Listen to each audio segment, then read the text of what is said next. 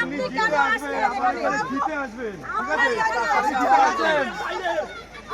আপনি জিতে গেছেন, জিতে গেছেন আপনি জিতে গেছেন, টেনশন নেই, আপনি জিতে গেছেন,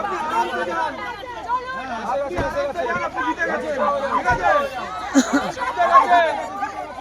চুপচাপ আসবে, আর্মিদের সঙ্গে কথা বলবে, ঠিক আছে। বিজেপি মানে হাত জোর করে সবার কাছে ভোট চাইছে, কেন ভোট চাইবে এখন? আমরা তো কোনো জয় বাংলা স্লোগান দিচ্ছি, আমরা সবাই চুপচাপ রয়েছি। আমাদের ধারে কাছেই নেই, আমরা 100 মিটার বাইরে রয়েছি।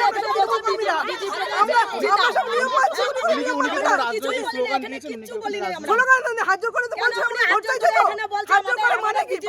হাত জোর করে মানেটা কি? ভোট চাওয়া। ওরা জয় বাংলা স্লোগান দিচ্ছিল আমাকে দেখে, আমি তো কোনো স্লোগান দিই নাই।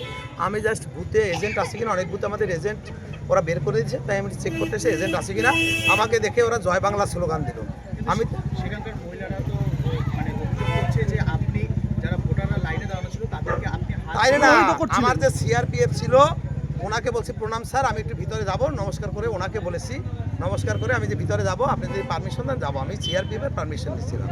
উনি সেটা বলছে যে কেন আপনি নমস্কার, সিআরপিএফকে আমি নমস্কার করবো না? নমস্কার করে স্যার বলছি, এটা তো আমাদের কালচার। কিন্তু ওনারা তো বলছে সাধারণ ভোটারকে করিনি, আপনি দেখুন এখানে জিজ্ঞেস করে। আমি ওনাকে ওই করেছি, আমি ওনাকে যে সিআরপিএফ এর যে আছে চিফ আছে, উনি যেখানে কমান্ডার যিনি আছেন তাকে বলছি স্যার নমস্কার, আমি বিজেপি ক্যান্ডিডেট, আমি একটু ভিতরে যেতে চাই আমাদের এজেন্ট আছে কিনা দেখার জন্য। অনেক জায়গায় তো এজেন্ট বের করে দিচ্ছে, সেই জন্য আমি এইটুকু করেছি। তারা জয় বাংলা স্লোগান দিচ্ছে, ওদের কালচার দিয়েছে। আমি তো জয় শ্রীরাম স্লোগান দেইনি, এটা তো ইলেকশন, এখানে এসব করা যায় না, আমি জানি।